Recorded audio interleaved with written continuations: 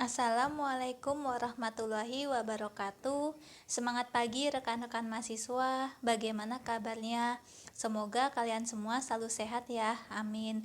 Oke, kita lanjut lagi ke materi pertemuan kelima, akuntansi keuangan menengah 1, mengenai laporan posisi keuangan dan laporan arus kas. Jadi, yang pertama mengenai laporan posisi keuangan, yaitu laporan keuangan yang memberikan informasi mengenai sifat dan jumlah investasi dalam sumber daya ekonomi perusahaan, kewajiban kepada kreditur, dan hak pemilik terhadap aset bersih perusahaan. Jadi, laporan posisi keuangan melaporkan aset, liabilitas, dan ekuitas perusahaan pada tanggal tertentu. Selanjutnya, manfaat laporan posisi keuangan yaitu yang pertama, untuk menilai likuiditas perusahaan yang menginterpretasikan bahwa jumlah waktu yang diharapkan sampai aset terrealisasi atau dikonversi menjadi kas atau sampai liabilitas dapat dibayar. Yang kedua, untuk menilai solvabilitas perusahaan yang menginterpretasikan bahwa kemampuan perusahaan untuk membayar utang pada saat jatuh tempo. Dan yang terakhir, untuk menilai fleksibilitas keuangan yang menginterpretasikan bahwa kemampuan perusahaan untuk melakukan tindakan efektif dalam rangka mengubah jumlah dan waktu arus kas sehingga dapat memberikan kebutuhan dan peluang perusahaan. Semakin tinggi fleksibilitas keuangan perusahaan, maka semakin rendah risiko kegagalannya. Selanjutnya, unsur laporan posisi keuangan terdiri dari aset, liabilitas, dan ekuitas. Nah, yang pertama aset. Aset yaitu sumber daya yang dikendalikan oleh entitas sebagai akibat dari peristiwa historis dan manfaat ekonomi masa depan diharapkan dapat mencapai tujuan entitas. Aset terdiri dari aset lancar, aset tidak lancar. Aset lancar yaitu kas dan aset lain perusahaan yang diharapkan dapat dikonversi menjadi kas, dijual dan dikonsumsi dalam 1 tahun atau 1 siklus operasional. Yang kedua, aset tidak lancar adalah aset yang tidak memenuhi definisi aset lancar. Aset tidak lancar ini terdiri dari yang pertama, investasi jangka panjang. Terdiri dari salah satu dari 4 jenis berikut. Yang pertama, investasi pada efek seperti investasi pada obligasi dan investasi pada saham biasa. Yang kedua, investasi pada aset berwujud yang saat ini tidak digunakan dalam operasional seperti tanah yang dimiliki untuk spekulasi. Yang ketiga, investasi penyisihan dana khusus seperti dana pelunasan obligasi, dana pensiun, dan dana perluasan atau ekspansi pabrik. Yang keempat, investasi pada entitas anak atau entitas asosiasi non-konsolidasian. Perusahaan mengkategorikan investasi pada efek utang dan efek ekuitas ke dalam 3 portofolio terpisah untuk tujuan penilaian dan pelaporan. Terdiri dari yang pertama, dimiliki untuk penagihan atau held for collection, yaitu efek utang bahwa perusahaan yang mengelola untuk melunasi pembayaran pokok dan bunga sesuai kontrak. Yang kedua, diperdagangkan atau trading, yaitu efek utang dan efek ekuitas yang dibeli dan dimiliki untuk dijual menghasilkan laba dari perubahan harga dalam waktu jangka pendek. Yang ketiga, ekuitas yang tidak diperdagangkan atau non-trading equity, yaitu efek ekuitas tertentu yang dimiliki untuk tujuan selain diperdagangkan seperti untuk memenuhi persyaratan hukum atau kontrak. Lalu, aset tidak lancar yang kedua terdiri dari aset tetap, yaitu aset berwujud yang masa manfaat lebih dari 1 tahun yang digunakan dalam operasional rutin. Aset tetap meliputi tanah, gedung, mesin, kendaraan, peralatan, dan sumber daya yang tidak dapat diperbarui atau bahan galian. Yang ketiga, aset tidak lancar ini terdiri dari aset tidak berwujud meliputi paten, hak cipta, waralaba, goodwill, merek dagang, nama dagang, dan daftar pelanggan. Aset tidak berwujud tidak memiliki substansi fisik dan instrumen keuangan. Yang terakhir, yang keempat, aset lainnya meliputi aset dalam dana khusus seperti properti yang dimiliki untuk dijual dan efek yang dibatasi penggunaannya. Kemudian unsur laporan posisi keuangan yang kedua terdiri dari liabilitas, adalah kewajiban entitas masa kini yang terjadi dari peristiwa historis yang penyelesaiannya diestimasikan mengakibatkan arus keluar dari sumber daya entitas yang memuat manfaat ekonomi. Liabilitas terdiri dari yang pertama, liabilitas jangka panjang. Liabilitas jangka panjang yaitu kewajiban yang dimiliki oleh perusahaan dalam waktu lebih dari 1 tahun. Liabilitas jangka panjang terdiri dari yang pertama, kewajiban yang terjadi dari kondisi pendanaan khusus seperti penerbitan obligasi, kewajiban sewa jangka panjang, dan wesel bayar jangka panjang. Yang kedua, kewajiban yang terjadi dari operasional perusahaan seperti kewajiban pensiun dan liabilitas pajak penghasilan tangguhan. Yang ketiga, kewajiban pada saat terjadi atau tidak terjadinya satu atau lebih peristiwa di masa depan untuk mengkonfirmasi jumlah utang atau penerima pembayaran atau tanggal utang seperti jasa dan produk yang memberikan jaminan disebut provisi. Yang kedua, liabilitas jangka pendek adalah kewajiban yang diharapkan oleh perusahaan untuk diselesaikan dalam siklus operasional normal atau 1 tahun. Liabilitas jangka pendek terdiri dari yang pertama, utang yang dihasilkan dari perolehan barang dan jasa seperti utang usaha, utang gaji, dan utang pajak. Yang kedua, pembayaran diterima di muka atas penyerahan barang dan pelaksanaan jasa seperti pendapatan sewa diterima di muka dan pendapatan jasa diterima di muka. Yang ketiga, liabilitas lain-lain yang pelunasannya dalam siklus operasional normal atau 1 tahun seperti bagian dari obligasi jangka panjang yang harus dibayar pada periode saat ini. Kewajiban jangka pendek yang terjadi dari pembelian peralatan secara kredit dan estimasi liabilitas seperti liabilitas garansi dan provisi. Kemudian yang ketiga, unsur laporan posisi keuangan yaitu ekuitas. Ekuitas artinya hak residual atas aset entitas setelah dikurangi semua liabilitas.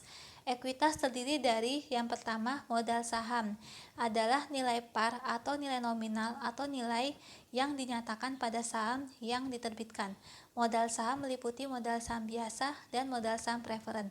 Yang kedua, premi saham adalah selisih jumlah yang disetor dengan nilai par atau nilai nominal atau nilai yang dinyatakan pada saham yang diterbitkan. Premi saham meliputi premi saham biasa dan premi saham preferen. Yang ketiga, saldo laba ditahan adalah laba yang tidak dibagikan oleh perusahaan. Yang keempat, akumulasi penghasilan komprehensif lain adalah jumlah semua akun penghasilan komprehensif lain. Yang kelima, saham treasury adalah jumlah saham yang dibeli kembali. Yang keenam, kepentingan non pengendali atau hak minoritas adalah bagian dari ekuitas entitas anak yang tidak dimiliki oleh perusahaan. Selanjutnya, terdapat keterbatasan laporan posisi keuangan, yaitu yang pertama, aset dan liabilitas yang dilaporkan sebesar nilai historis. Akibatnya, informasi yang diberikan dalam laporan posisi keuangan dikritik karena tidak melaporkan nilai wajar yang relevan. Yang kedua, perusahaan menggunakan penilaian dan estimasi untuk menentukan beberapa akun yang dilaporkan dalam laporan posisi keuangan. Yang ketiga, laporan posisi keuangan mengeliminasi beberapa akun yang memiliki nilai keuangan sehingga perusahaan tidak dapat mencatatnya secara objektif. Kemudian, contoh soal perhitungan laporan posisi keuangan. Berikut adalah data PT Mustika Ratu untuk periode 31 Desember 2019. Jadi di sini terdapat beberapa akun aset, liabilitas, dan ekuitas. Ada utang obligasi, ada penyisihan piutang tidak tertagih, ada akun tanah, akun gedung, akun utang hipotek, akun modal saham preferen, akun asuransi dibayar di muka, akun piutang usaha, akun kas, akun diskon atas utang obligasi, akun investasi pada saham biasa, akun perlengkapan, akun utang wesel jangka panjang, akun utang usaha, akun utang wesel jangka pendek, akun premi saham preferen. Kemudian ada akun premi saham biasa, akun pendapatan diterima di muka, akun utang sewa jangka pendek, akun saham treasury, kemudian akun laba ditahan 31 Desember 2019. Di sini tanda tanya, nanti kita harus bisa mencari laba ditahan ini. Kemudian akun paten, akun investasi pada obligasi, akun hak cipta, akun akumulasi penyusutan mesin, akun utang gaji, akun utang pajak penghasilan, akun utang dividen, akun modal saham biasa, akun persediaan, akun akumulasi penyusutan gedung. Pertanyaannya, susunlah laporan posisi keuangan PT Mustika Ratu periode 31 Desember 2019. Jadi, cara menjawabnya menyusun laporan posisi keuangan PT Mustika Ratu periode 31 Desember 2019 yaitu aset. Aset lancar atau aset jangka pendek terdiri dari kas ditambah piutang usaha dikurangi penyisihan piutang tidak tertagih ditambah asuransi dibayar di muka ditambah persediaan ditambah perlengkapan, maka mendapatkan total aset lancar. Kemudian aset tidak lancar atau aset jangka panjang yaitu terdiri dari investasi jangka panjang, terdiri dari investasi pada saham biasa ditambah investasi pada obligasi, mendapatkan total investasi jangka panjang. Lalu aset tetap terdiri dari tanah ditambah gedung dikurangi akumulasi penyusutan gedung ditambah mesin dikurangi akumulasi penyusutan mesin, mendapatkan hasil total aset tetap. Kemudian aset tidak berwujud yaitu terdiri dari paten ditambah hak cipta, maka mendapatkan total aset tidak berwujud. Lalu total aset kemudian total investasi jangka panjang ditambah total aset tetap ditambah total aset tidak berwujud mendapatkan hasilnya total aset tidak lancar. Lalu total aset lancar ditambah total aset tidak lancar mendapatkan total aset. Jadi total asetnya mendapatkan hasilnya sebesar Rp4.624.000. Kemudian kita menghitung akun liabilitas dan ekuitas.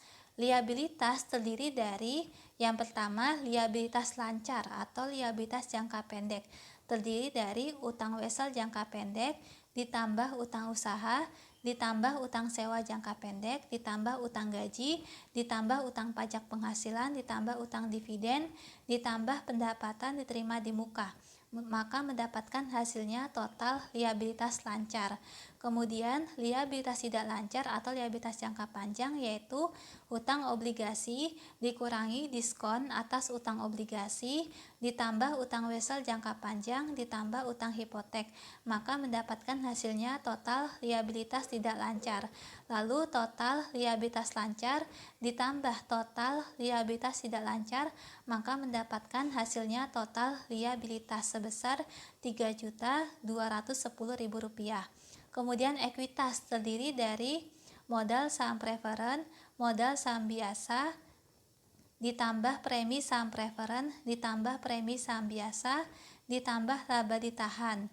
Nah, untuk mencari laba ditahan ini, yaitu cara mencarinya total aset dikurangi total liabilitas, maka mendapatkan hasilnya total ekuitas. Dikurangi modal saham preferen, dikurangi modal saham biasa, dikurangi premi saham preferen, dikurangi premi saham biasa ditambah saham treasury, maka mendapatkan hasil laba ditahan 31 Desember 2019 sebesar Rp498.000. Lalu kemudian dipindahkan ke laporan posisi keuangan, lalu dikurangi saham treasury, maka hasilnya mendapatkan total ekuitas sebesar Rp1.414.000. Jadi total liabilitas ditambah total ekuitas yaitu mendapatkan hasilnya Rp4.624.000 harus sama dengan hasil total aset yang seperti ini. Jadi kalau total aset sama dengan total liabilitas dan ekuitas, jika sudah sama perhitungannya maka jawabannya sudah benar. Tapi jika berbeda maka ada perhitungannya yang salah dan kita harus periksa kembali. Selanjutnya mengenai laporan arus kas. Tujuan laporan arus kas adalah untuk memberikan informasi mengenai penerimaan kas dan pengeluaran kas entitas selama periode tertentu. Selain itu, tujuannya laporan arus kas untuk menyediakan informasi mengenai kegiatan operasional, kegiatan investasi, dan kegiatan pembiayaan entitas tersebut atas dasar kas. Laporan arus kas melaporkan penerimaan kas, pembayaran kas, dan perubahan bersih kas dari kegiatan operasional, kegiatan investasi, dan kegiatan pembiayaan perusahaan selama periode tertentu dalam bentuk yang dapat merekonsiliasi saldo kas awal dan saldo kas akhir. Kemudian manfaat laporan arus kas yang pertama, kemampuan entitas untuk menghasilkan arus kas di masa depan. Tujuan utama dari pelaporan keuangan adalah memberikan informasi untuk memprediksi jumlah, waktu, dan ketidakpastian arus kas di masa depan dengan memeriksa hubungan antara akun seperti penjualan, arus kas bersih dari kegiatan operasional, serta kenaikan dan penurunan kas, maka dapat membuat prediksi atas jumlah, waktu, dan ketidakpastian arus kas di masa depan dibandingkan dengan menggunakan data dasar akrual. Lalu yang kedua, kemampuan entitas untuk membayar dividen dan memenuhi kewajibannya. Kas adalah hal yang penting. Jika perusahaan tidak memiliki kas yang cukup, maka gaji pegawai tidak dapat dibayar, utang tidak dapat dilunasi, dividen tidak dapat dibayar, dan peralatan tidak dapat dibeli. Laporan arus kas menunjukkan cara memperoleh kas dan cara menggunakan kas. Pegawai, kreditur, pemegang saham, dan pelanggan memiliki kepentingan dengan laporan ini karena menunjukkan arus kas yang terjadi dalam perusahaan. Selanjutnya yang ketiga, transaksi investasi dan pembiayaan yang menggunakan kas dan non-kas selama periode tertentu. Dengan memeriksa kegiatan investasi perusahaan seperti pembelian dan penjualan aset tetap, serta kegiatan pembiayaan seperti peminjaman dan pelunasan pinjaman, investasi oleh pemilik, dan distribusi kepada pemilik, maka pengguna laporan keuangan dapat menganalisis dan memahami kualitas dari kinerja laporan arus kas perusahaan. Selanjutnya, klasifikasi transaksi laporan arus kas. Yang pertama, kegiatan operasional, bahwa ada pengaruh kas dari transaksi dalam penentuan laba bersih, seperti penerimaan kas dari penjualan barang dan jasa, lalu pembayaran persediaan kepada pemasok dan membayar beban. Kemudian yang kedua, kegiatan investasi, bahwa ada aset jangka panjang meliputi pemberian dan penagihan pinjaman, perolehan aset produktif jangka panjang, dan pelepasan aset jangka panjang. Yang ketiga, kegiatan pembiayaan, bahwa ada akun liabilitas dan ekuitas pemegang saham meliputi perolehan pinjaman jangka panjang dari kreditur, pembayaran pinjaman jangka panjang, perolehan modal dari pemilik, dan pemberian tingkat pengembalian dari investasinya. Kemudian, kegiatan operasional ini yaitu terdiri dari akun aset lancar dan akun liabilitas lancar. Maka, transaksi yang ada di kegiatan operasional pada arus kas masuk yaitu penerimaan kas dari penjualan barang dan jasa dan penerimaan kas dari pengembalian atas pinjaman atau bunga. Kemudian arus kas keluar untuk kegiatan operasional terdiri dari yang pertama, pengeluaran kas kepada pemasok untuk persediaan. Yang kedua, pengeluaran kas kepada pegawai untuk jasa yang diberikan. Yang ketiga, pengeluaran kas kepada pemerintah untuk membayar pajak. Yang keempat, pengeluaran kas kepada kreditur untuk membayar bunga. Dan yang terakhir, pengeluaran kas kepada pihak lain untuk membayar beban.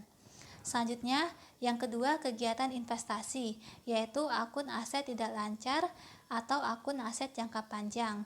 Kemudian transaksi arus kas masuk untuk kegiatan investasi, yaitu penerimaan kas dari penjualan aset jangka panjang dan penerimaan kas dari penagihan pokok pinjaman yang diberikan kepada entitas lain.